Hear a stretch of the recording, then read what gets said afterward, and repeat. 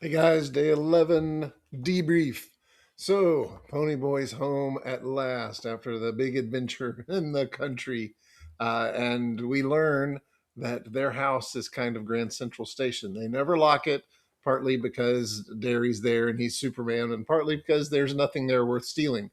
But they leave it open in case any of the guys need to come over and crash if they get in trouble with their parents or whatever. That just they are, it's always open and all kinds of people hang out there. That's interesting to me. But that shows partly why they're so close, and it's a sign of the relationships there. And of course, Two Bit and Steve come over, and they're not the types to like hug him and check on him, but so they wrestle with him and give him a hard time, make fun of his cut hair, but they also show him the paper and kind of a little bit of maybe grudging admiration in there. I don't know. We were told Steve doesn't like him, but he's not really all that negative. And so he's reading the story and finding out how famous he is. I think it's interesting on page 107. He says the story doesn't say Soch because grown-ups don't know. That we remember perhaps that Jerry, the friend out in the country, didn't understand any of the terminology. But it's interesting to me that this division, which defines their world and their life, the Socs and the Greasers, it's so important to them. It's so fundamental, and the older folks, the grown-ups, they call them, probably anyone over 20, they don't understand it. It doesn't mean anything to them because it's only pertinent to the young folks. I just found that really interesting. We get this mention of the worry about, now that there's been some trouble and the running away and all the other, that there might be some talk of Soda and Pony going to the boys' home. Of course, that's very upsetting. That's what they've been working to avoid all this time. Pony mentions his nightmare, which we didn't know about, but had been a really big deal. That actually tells us why he and Soda share uh, sleeping space. At the beginning of the story, when I see two brothers sleeping in the same room, I'm thinking that they just don't have enough money to have a bigger house with space. But Soda had moved in to that room with Ponyboy because he was having those nightmares, and having somebody there to nearby helped him with that. And you see how Derry responds when Pony says, "I had that nightmare."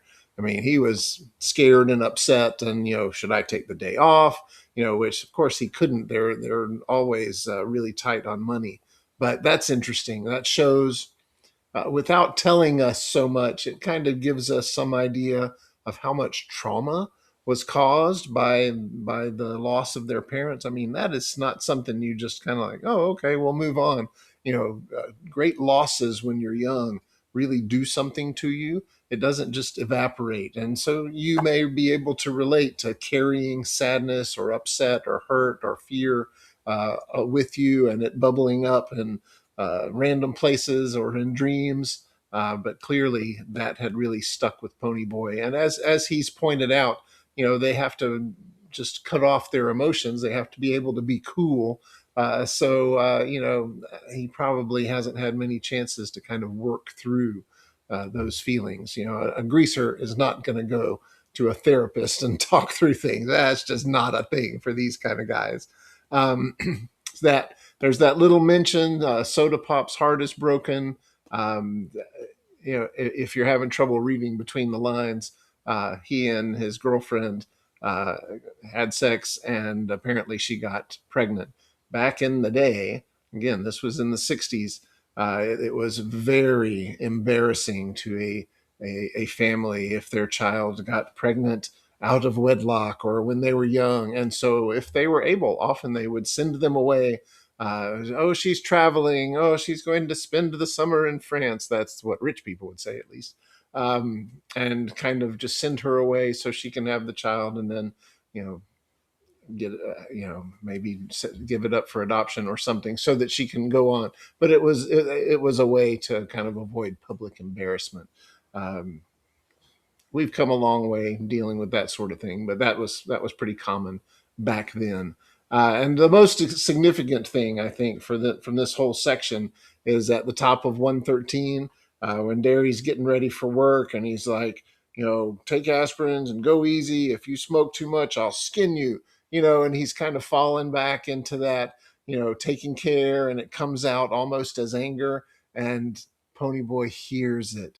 He hears what's saying, and he kind of comes back and, if you go carrying too many bundles up to the roof, I'll skin you, right? And Derry's like, okay, and they have that kind of neat moment where it becomes a positive exchange instead of button heads and being angry and all that. Yeah, that's really heartwarming. We needed something good to happen because there's a lot of problems still going on. They have a lot to deal with.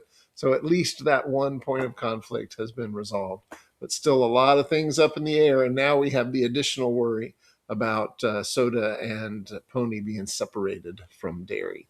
So we'll see what happens. I hope you'll stay with me. See you next time.